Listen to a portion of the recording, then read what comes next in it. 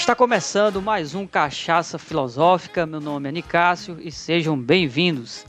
E o assunto de hoje é a questão da ascensão do Jair Messias Bolsonaro e o seu perfil. E aí, Wesley, tudo beleza? Tudo beleza, Nicásio? Estamos aqui mais uma vez nessa bagaça, né, cara? Para discutir um pouco sobre política, tentar fazer uma reflexão interessante aí para o nosso ouvinte ter ferramentas também para fazer as próprias reflexões.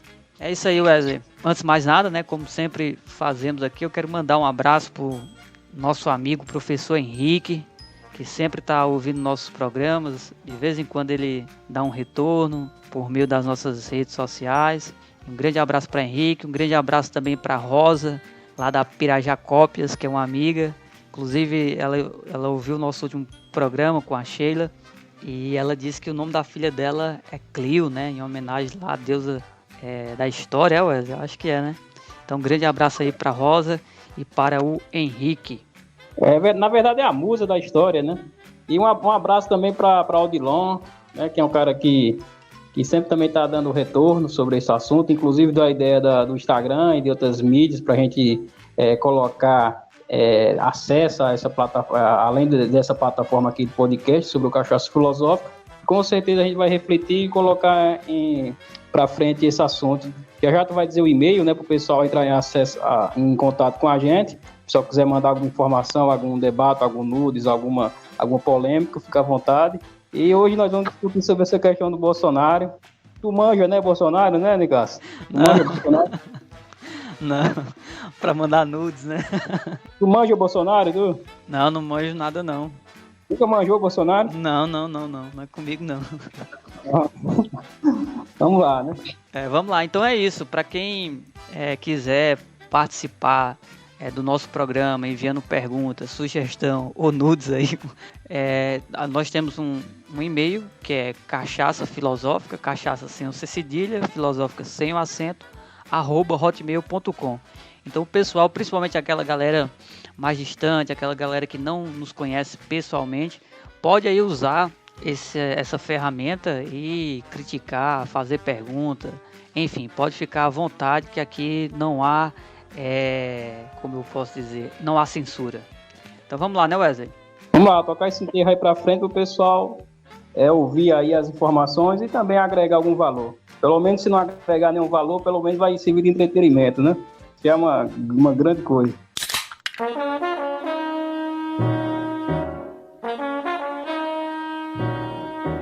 Então, Wesley, aqui vamos começar aqui a nossa conversa, né, no sentido de procurar entender como se dá o surgimento da figura do Jair Messias Bolsonaro dentro da política, porque algumas pessoas podem pensar ou de repente imaginar que o Bolsonaro ele começou agora, né, há pouco tempo. E podem pensar dessa forma, Wesley, porque é fácil a gente identificar o momento, se não exato, mas quase isso, né, em que essa figura, né, em que o presidente, hoje presidente Bolsonaro, ele passa a ganhar uma certa visibilidade, né, midiática, por meio das redes sociais, né. Tem uma matéria da revista Veja, Wesley, que inclusive é de 2017, em que traz justamente esse momento, né, que eu estou tentando me referir, ou seja, a autora desse texto, dessa matéria, a jornalista, ela coloca, e com base na própria fala do presidente, que ele começou a perceber essa notoriedade a partir de 2010. Isso porque houve, na época, ali no finalzinho do governo Lula, né, houve uma proposta do governo em relação ao combate à homofobia, né, com a divulgação nas escolas de panfletos e de alguns DVDs, né? E esse material ele foi criticado pela oposição, né? Escolher um nome para isso, né, que é o chamado kit gay. E o Bolsonaro se colocou à frente desse grupo de deputados, enfim, que eram contrários a essa proposta do governo, né? Então, segundo a jornalista e segundo o próprio Jair Bolsonaro, foi a partir daí que ele começou a ganhar uma certa visibilidade, né? Então algumas pessoas podem achar que o Bolsonaro começou há pouco tempo essa trajetória política, né? E ao longo desse processo, Wesley, o Jair, ele sempre trouxe também, aproveitou essa onda e se colocou enquanto uma proposta nova, né, de política, de imagem, de representante. A gente vale ressaltar que durante esse período também houve a desmoralização de algumas figuras da política, que é muito por conta também da Operação Lava Jato, e aí ele vai tentando ali ganhar o seu espaço, se apresentando, né, se colocando enquanto uma nova proposta, uma nova figura dentro da política. Mas, meu amigo Wesley, você sabe muito bem que o Jair Bolsonaro ele é uma figura velha dentro da política, né? É um cara que começou a sua trajetória, Wesley, eu estava aqui vendo, em 1988, Wesley. Então, desde 1988 que o Jair Bolsonaro está na política. Então, assim, de novo, ele não tem nada, né? Então eu queria começar a nossa conversa aqui, colocando primeiramente essa questão, né? De novo, o Jair Bolsonaro, ele não tem nada, ele faz parte da velha política. Boa, Nicasso, boa informação aí para o ouvinte. Na verdade, você bem trouxe essa data, isso é bem simbólico, né? Porque em 1988 é o surgimento ali da Constituição Brasileira. E o Bolsonaro, desde então, desde essa data aí, quer dizer, um pouquinho antes, né? Ele se apresenta como uma figura política o Bolsonaro é uma espécie de sindicalista dos militares, né? Ele se figura ali no Rio de Janeiro com isso, né? Se Lula foi o sindicalista dos operários ali no ABC Paulista, o Bolsonaro era um expoente já dentro ali dos militares no Rio de Janeiro. Então ele desde os anos 80 se coloca nesse interesse de defender os direitos dos militares e acaba digamos, nunca perdendo uma eleição. O Bolsonaro, por exemplo, o pessoal fala, o Bolsonaro é fascista, o Bolsonaro quer dar um golpe, a gente pode discutir isso aí depois. Mas o Bolsonaro nunca perdeu dentro da democracia. Dentro dessa nossa democracia, o Bolsonaro é um vitorioso, né? Ele nunca perdeu uma eleição, para você ter uma ideia, desde os anos 80, né? Então ele é um grande vitorioso, podemos dizer até, ele é um homem que se faz por si mesmo, né, digamos assim, né? Então ele é um grande vitorioso a tal ponto que ele foi eleito presidente da República e colocou também seus filhos dentro da política, né? Então o Bolsonaro é um sucesso dentro dessa nossa democracia.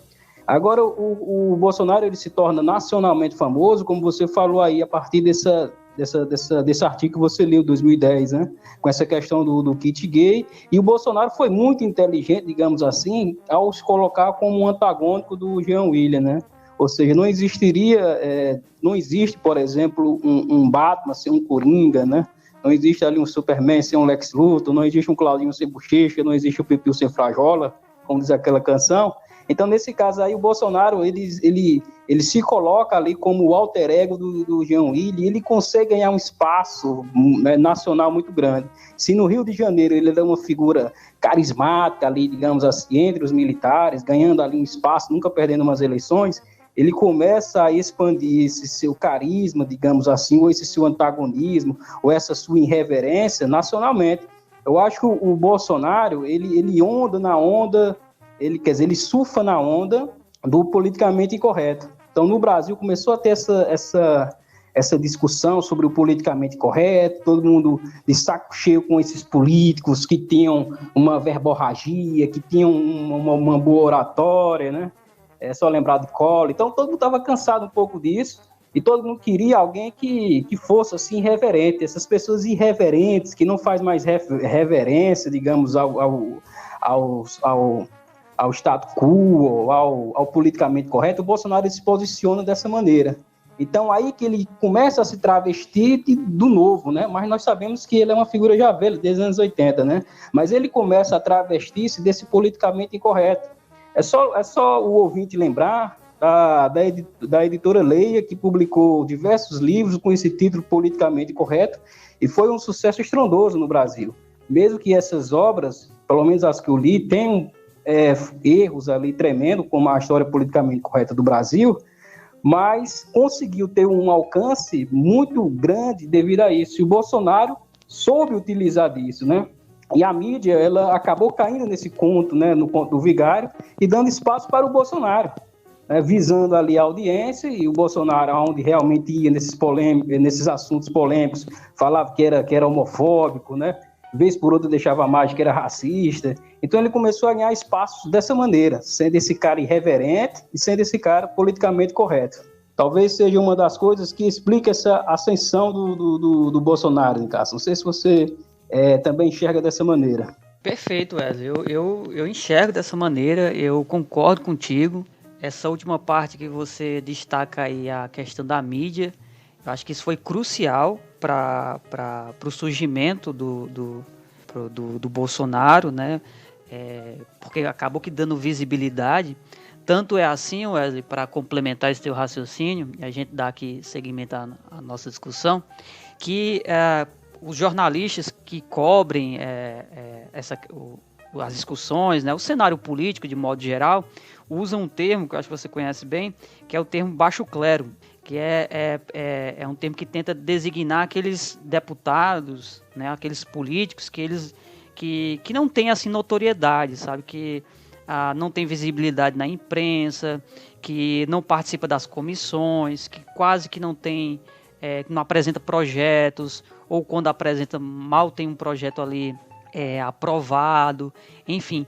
E o Bolsonaro sempre pertenceu a esse baixo clero.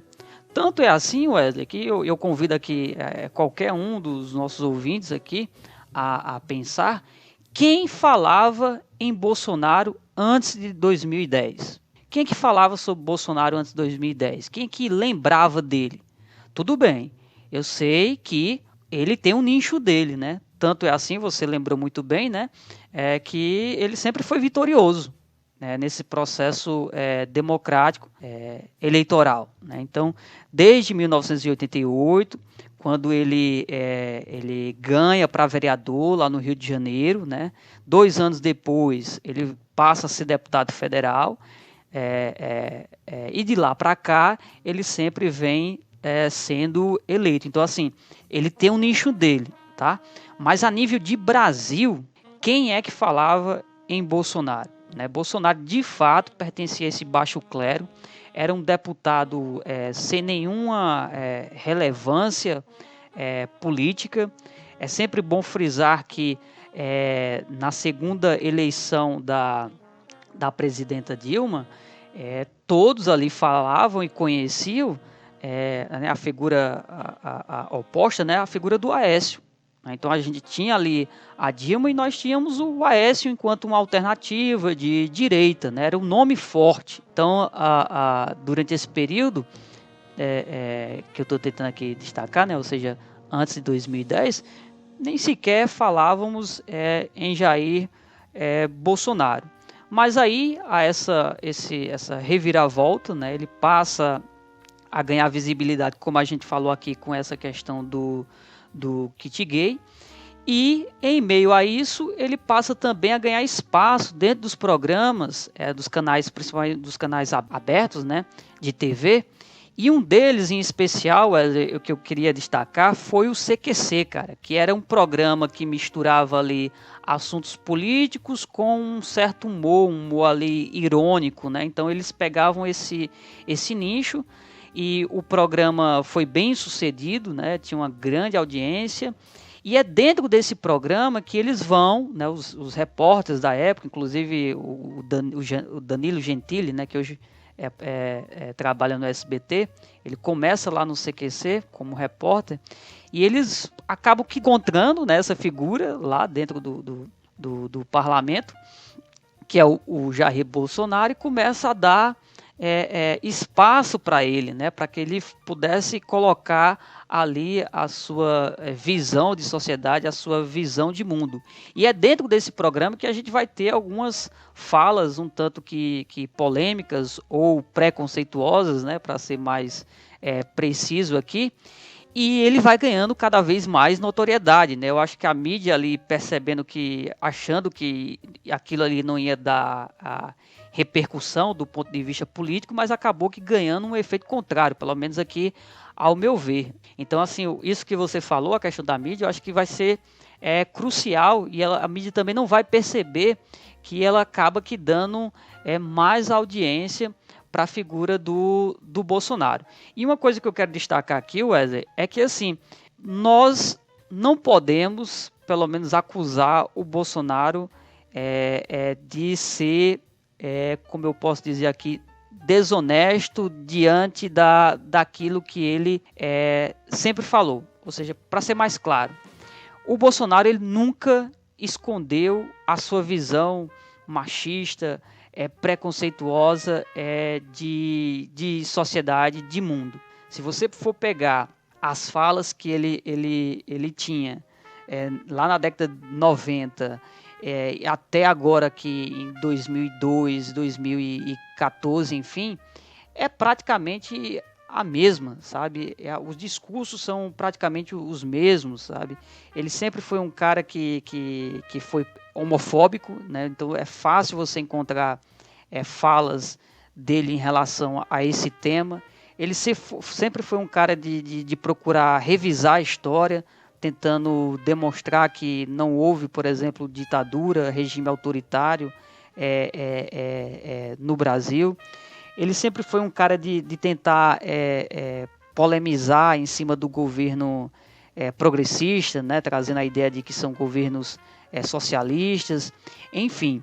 Então o Bolsonaro ele nunca escondeu essa visão dele, e uma coisa que eu acho que a gente não pode aqui acusá-lo é disso, né, de que ele é um cara que esconde ou que não demonstra aquilo que ele é. Eu acho que ele é bem claro naquilo que ele pensa e naquilo que ele diz. Eu só faço uma única ressalva aqui, meu caro Hélio, que é o seguinte: a partir do momento em que ele se coloca como opção para ser o presidente da República, você começa a ver um outro Jair Bolsonaro, que é aquele que pega aquelas frases, né, que ele já tinha dito anteriormente e tenta amenizar, né? Por exemplo, quando ele diz que não tem discriminação, que não tem preconceito em relação às relações homoafetivas, mas se vê dois homens se abraçando, se beijando, ele vai lá e dá um tapa, né?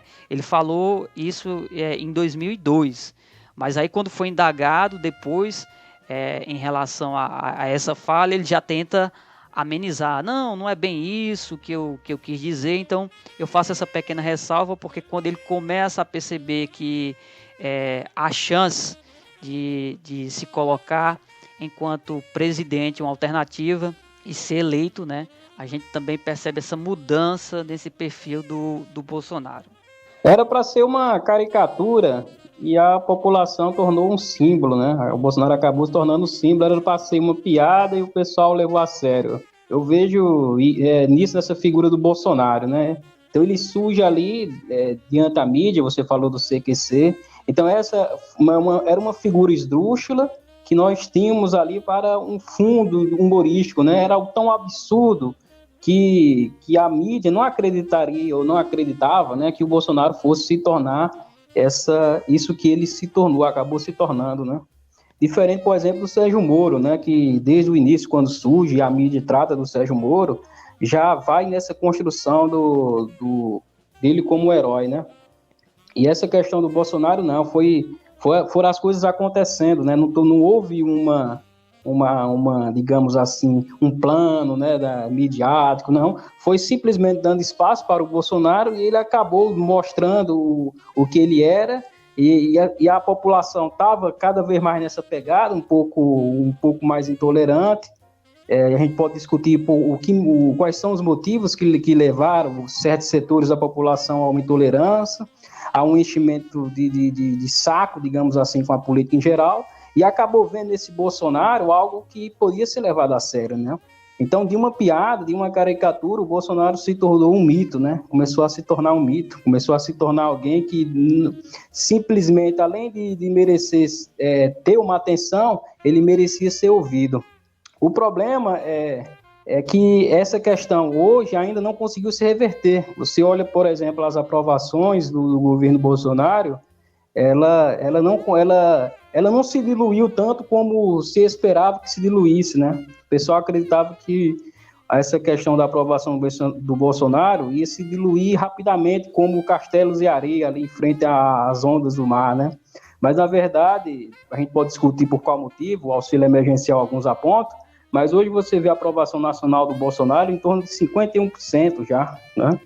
Mesmo no Nordeste, ele conseguiu, é claro que é uma reprovação, a única região do Brasil que o Bolsonaro não ganha é no Nordeste, continua sendo o Nordeste. Mas as outras regiões do Brasil, ele ganha de maneira espetacular. Por exemplo, no Sul, se não me engano, os últimos dados que eu vi, foi de mais de 60%, para você ter uma ideia, né, a aprovação do governo Bolsonaro. Então é algo impressionante.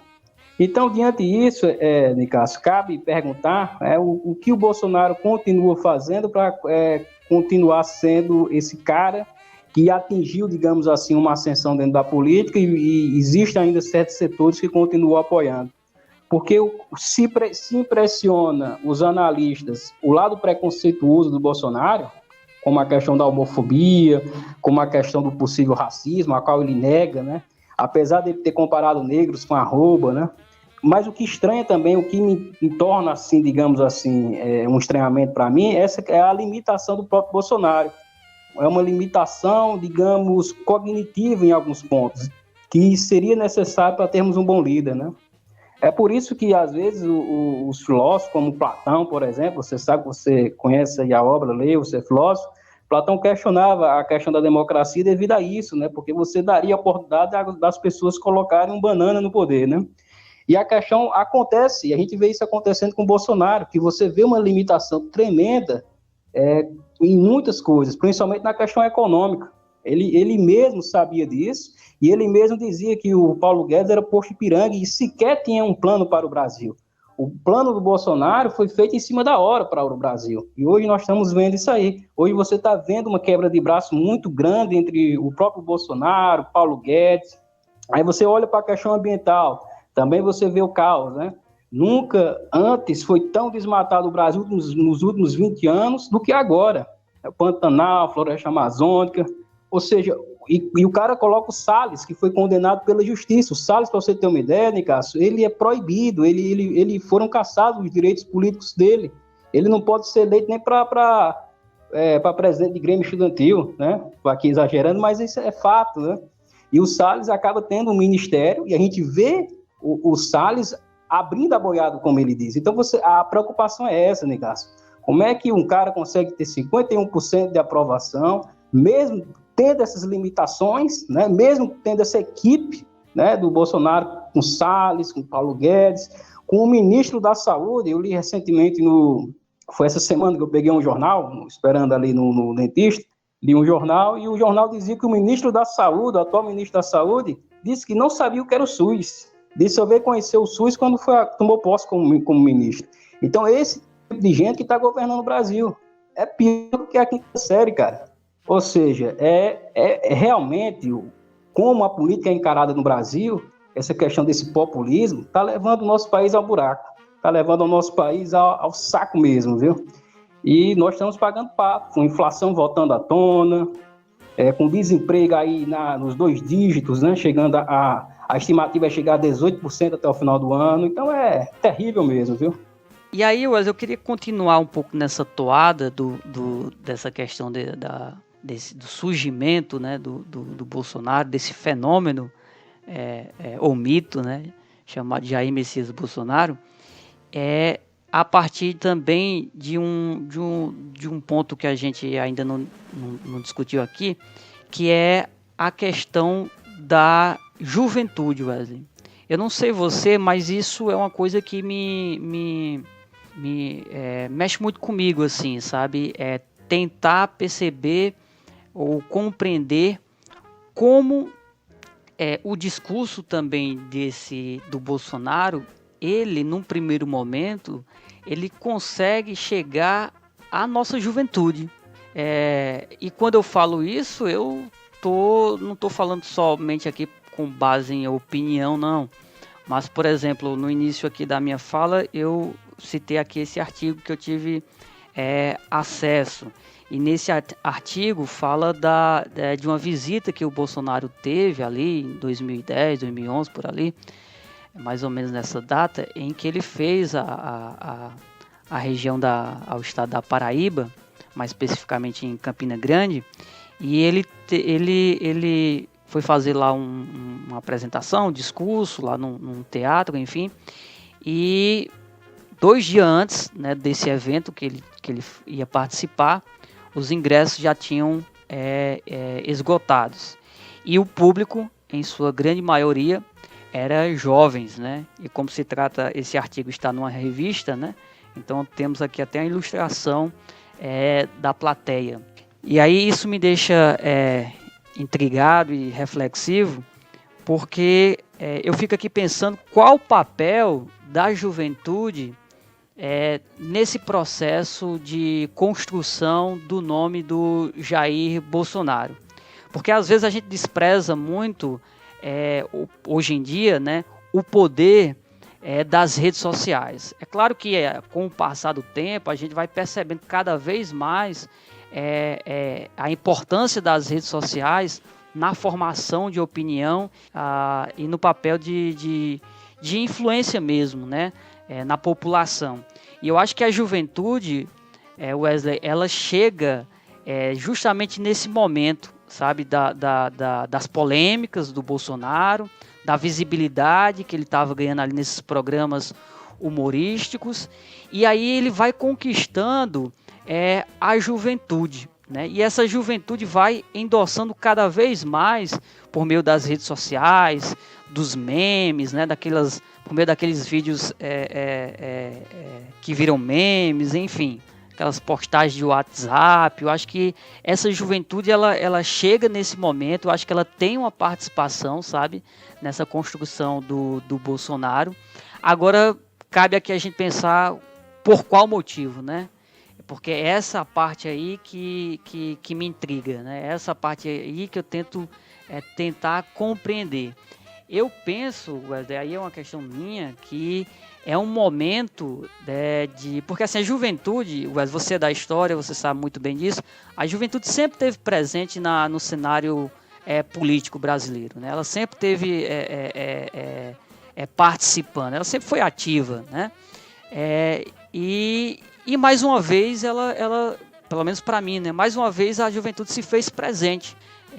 E acredito eu que o Bolsonaro conquista essa juventude porque a gente passa a viver um momento ali sem grandes nomes dentro da política, né?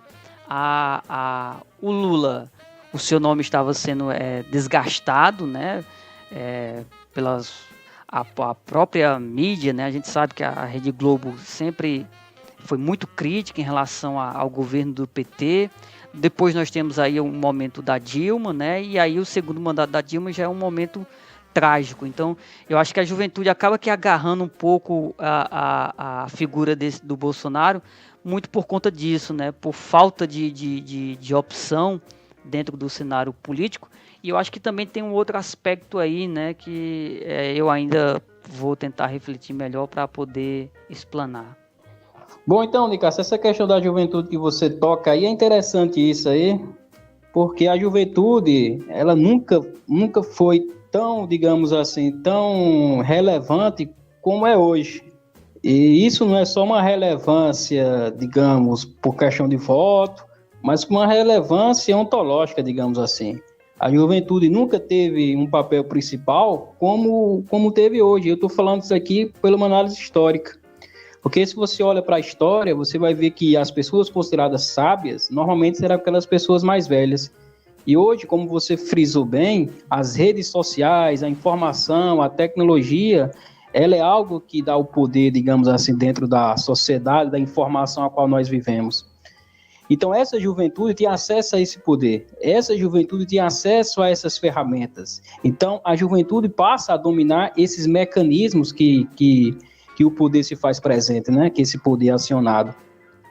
Então, essas redes sociais, a qual você falou, a qual a juventude tem acesso, foi um fator decisivo e foi muito bem utilizado por as pessoas que estavam gerenciando também essa imagem aí do Bolsonaro, que souberam utilizar de uma maneira interessante.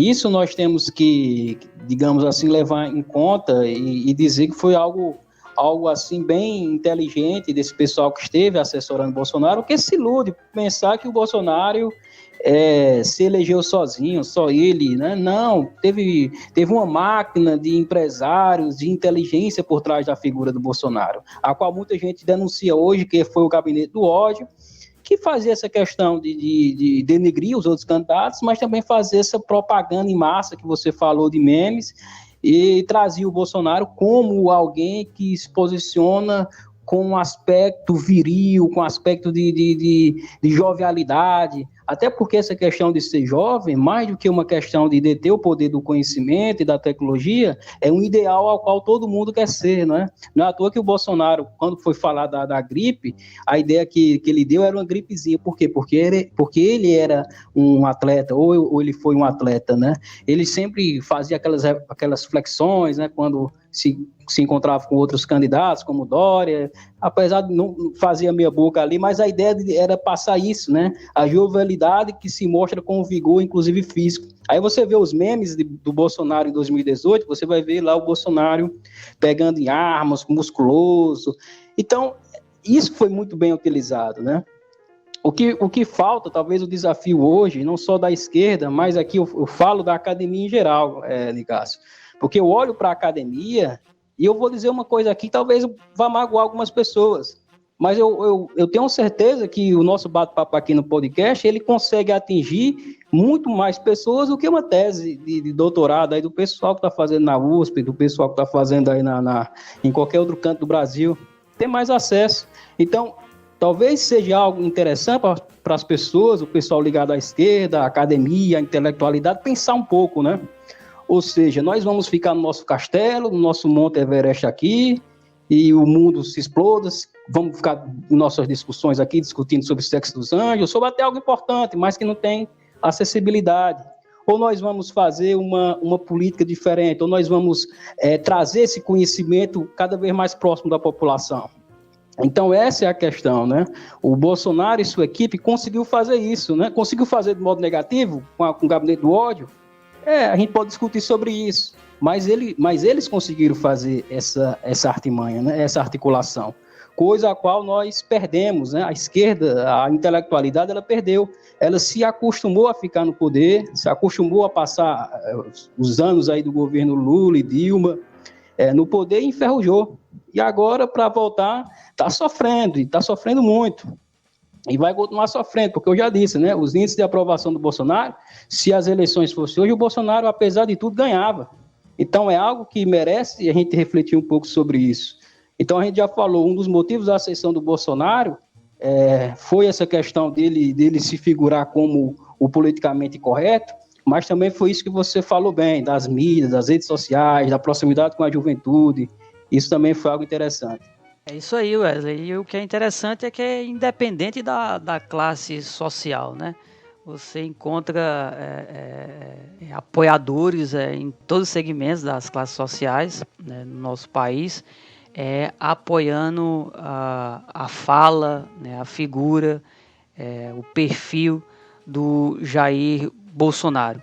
Muito desse apoio, né, por conta disso que a gente está colocando aqui, né, das redes sociais, o papel da juventude, né, a visibilidade que ele começou a ter dentro de certos programas de TV, enfim, isso já foi discutido, mas isso também demonstra, pelo menos ao meu ver, uma certa preocupação, né? Porque em meio a isso tudo, nós sabemos que o Bolsonaro, o governo do Bolsonaro, as pessoas que participaram da campanha do Bolsonaro, eles foram acusados, né, de fake news, ou seja, aproveitaram esse embalo aí das redes sociais para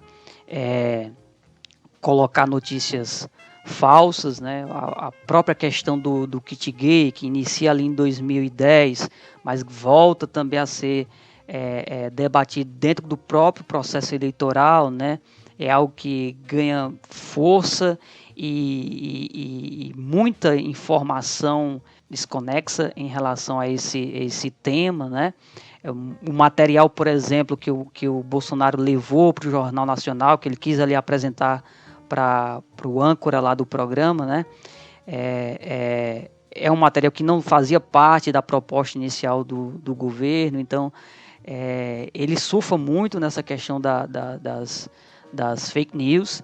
Em meio a isso, tem a própria fala, muitas vezes preconceituosa, racista, violenta do próprio Jair Bolsonaro, e isso para mim é um pouco preocupante, porque talvez o Bolsonaro seja meio que um espelho, né? Então ele está refletindo aquilo que a população acredito eu, né, que não é em sua grande maioria. Eu acho que é um pequeno nicho que de fato é tal como é o Bolsonaro, ou seja, homofóbico, preconceituoso, violento, com uma visão política bastante limitada. Eu acredito muito nisso. Eu acho que a grande maioria ali, pelo menos essa é a minha esperança, o Wesley está surfando muito nesse momento específico do governo dele, né? Um momento de crise endossada aí por conta da pandemia. Você falou muito bem agora há pouco a questão da inflação, né? E aí vem a questão do auxílio emergencial. Agora há pouco, antes de a gente iniciar o nosso programa, eu estava vendo uma matéria que traz uma realidade aqui do Ceará, mostrando que o auxílio ajudou algumas famílias a sair da extrema pobreza.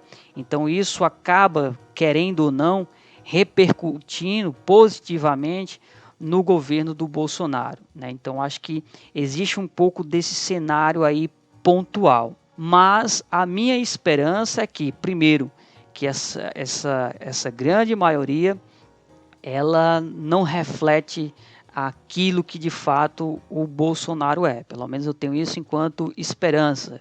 E acredito eu também que ao longo desse processo de governo do Bolsonaro, nós temos aí mais 2 anos aí pela frente, alguma coisa pode mudar, né? É notório que o discurso do Bolsonaro é bastante limitado, é um discurso fácil, né, Wesley? Ele sempre dá soluções fáceis para resolver as coisas. Talvez seja por isso que ele tenha conquistado tanto apoio assim da população em geral, da juventude, porque não tem problema para ele, né? Você fala sobre questão econômica, não, é fácil de resolver. O Brasil é um país rico, a gente tem um nióbio que vai resolver o problema da economia brasileira, então pronto, está resolvido, né? E a questão carcerária, não tem situação melhor para presidiário, não. Então, se está lotado, melhor ainda, né? Ou seja, as respostas, as soluções são sempre fáceis e simples. Só que agora ele é o presidente do Brasil, né? Agora ele tem uma nação para comandar. E aí, essas soluções simples não vão resolver o problema brasileiro. Então, acredito que esses 2 anos que temos pela frente, ele pode mudar, né? É claro, isso é a minha esperança, é a minha visão aqui particular.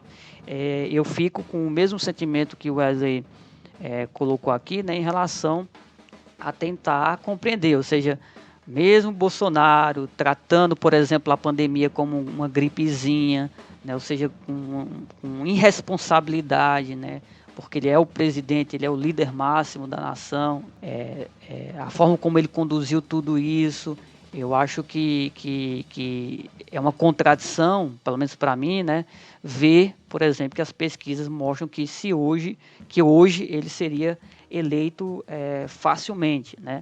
Mas eu acho que tem muito desse cenário que nós estamos aqui tentando colocar, né, do auxílio emergencial e coisa e tal.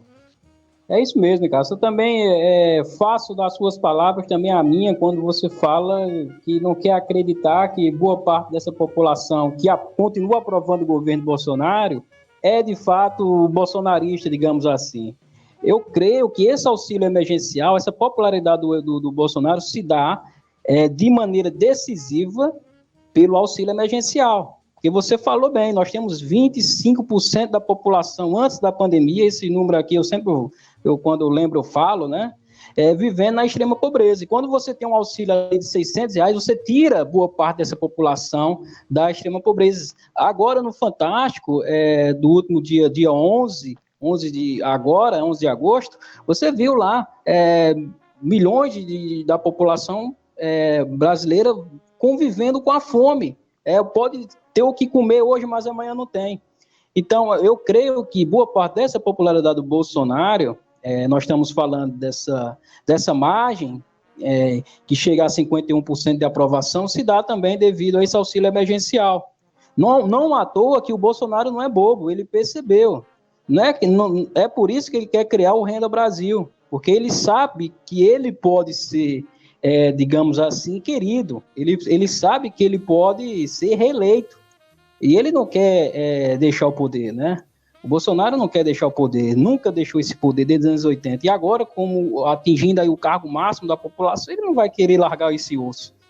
Então, o Bolsonaro articula ali com os seus para que essa Renda Brasil seja aprovada, para que essa Renda Brasil ela possa existir de fato, porque ele percebeu que, sendo populista, coisa que de fato ele demonstrou sempre ser, agora mais do que nunca. Agora mais do que nunca ele quer usar desse populismo de direita para conseguir, digamos, angariar o coração do povo. Agora um outro ponto, Nicasso, que eu não queria deixar de frisar, que eu não queria deixar de falar, é sobre uma da questão da ascensão do Bolsonaro. São várias questões que explicam. A gente pode até falar do antipetismo, que é um dos fatores que normalmente as pessoas sempre falam, né? O antipetismo. Mas é que eu queria falar de outra coisa. Eu queria falar sobre o movimento evangélico. O Bolsonaro, ele se aproximou bastante desse movimento evangélico no Brasil. E aqui, quando eu falo movimento evangélico, aqui eu falo dos grandes nomes dos líderes evangélicos, que é o Silas Malafaia, que é o próprio Valdomiro, que é o Edir Macedo, R.R. Soares, aquele cara que era da Comissão das Humanas, que desapareceu agora, esqueci o nome dele, Marcos Feliciano. Então, essas figuras, elas acabam ali, digamos, se aproximando do Bolsonaro, e o Bolsonaro também se aproximando deles, para trazer uma ideologia extremamente reacionária. E nós temos que levar em consideração que hoje o movimento evangélico no Brasil está engolindo o movimento, digamos, católico, né? Então, esse movimento evangélico, ligado a uma teoria da prosperidade, ligado a uma ideia de um Cristo preocupado muito com essa questão dos bens materiais, foi bem utilizado pelo Bolsonaro, né? Eu me lembro que num discurso assim que o Bolsonaro foi eleito, o Silas Malafaia fala, né? Você falando com o Bolsonaro, Deus escolhe os fuleiros, né? Por isso que Deus escolheu você, para exaltar, né? Para que Deus seja exaltado nos fracos. E aquilo virou um ícone, virou um meme, né? E de certo modo, o movimento evangélico se utilizou muito bem disso. Não à toa que a Record, por exemplo, ela está ganhando as concessões da Globo, né? Não à toa que o próprio SBT ganhou, por exemplo, agora o genro do Silvio Santos, ganhou o Ministério, para você ter uma ideia. Então, isso aí é uma coisa que nós não podemos esquecer, que essa ascensão do Bolsonaro, ela se dá também por esse Cristo a qual foi eleito, né? E esse Cristo que foi eleito pelas pessoas para ser adoradas não é aquele Cristo que olha para os pobres, não é aquele Cristo preocupado com o reino dos céus, que começa com os corações dos homens, mas é um Cristo da arminha, é um Cristo preocupado com o Estado, né? Então, você lê o evangélico, interessante, porque você não vê essa preocupação do Cristo com o evangélico. Inclusive, o Jesus fala, né, para os apóstolos, né, eu fui odiado pelo mundo e vós sereis odiados pelo mundo. Jesus Cristo, frente a frente com o Pilatos, fala, eu não sou, meu reino não é deste mundo. E esses evangélicos fazem tudo ao contrário, né, cara? Fazem tudo ao contrário. O reino do reino que eles querem parece que não é o reino dos céus, é esse reino aqui. Por isso você vê um Malafaia brigando com tudo, com todo o ardor, inclusive agora, porque o Bolsonaro colocou o Cássio, indicou o ministro Cássio para ocupar, eles queriam um evangélico, e você vê toda essa loucura. Então, a meu ver, essa aproximação com o movimento evangélico, a qual também o PT também se aproximou. Não à toa que no governo PT foi criado o Ministério da Pesca e foi dado ao Crivella, para você ter uma ideia, na época. Só que esses caras, eles não têm fidelidade nenhuma com o político, a fidelidade dele é com o capital, né? E hoje a fidelidade deles é com o Bolsonaro, mas é uma fidelidade temporária. Mas mesmo assim, mesmo que essa fidelidade deles seja com o capital, com o lucro, né? O Bolsonaro conseguiu agregar, digamos ali, energia, o mastermind, para fazer aqui o Napoleão Hill, e conseguiu aí essa ascensão, que é interessante aqui, que a gente está discutindo agora. Então é isso, essa foi a nossa proposta, a nossa conversa aqui. Espero que o ouvinte que chegou até esse momento, que tenha gostado. Se pensa de forma contrária, como o Wesley sempre destaca bem, pode mandar a sua opinião, a sua visão. Aqui não há censura, né? Aqui não há censura, ao contrário da Michelle Bolsonaro, que está tentando aí censurar a música da banda de rock brasileira Detonautas, que tem uma música chamada Me Cheque, uma música que eu gosto e tal, porque lembro muito um viés punk rock, porque é uma música bem simples, uma pancada bem pesada, e aí incomodou, né? Incomodou a Michelle Bolsonaro e está tentando aí proibir a música de ser, tirar a música aí das principais plataformas, inclusive de apresentada, enfim, para o público, coisa e tal. Então aqui não tem isso não, então pode colocar a sua visão, nós temos um e-mail, que é cachaçafilosófica@hotmail.com. Então um grande abraço para todos e fiquem com Deus. Vontade de pegar essa sua boca e encher de porrada.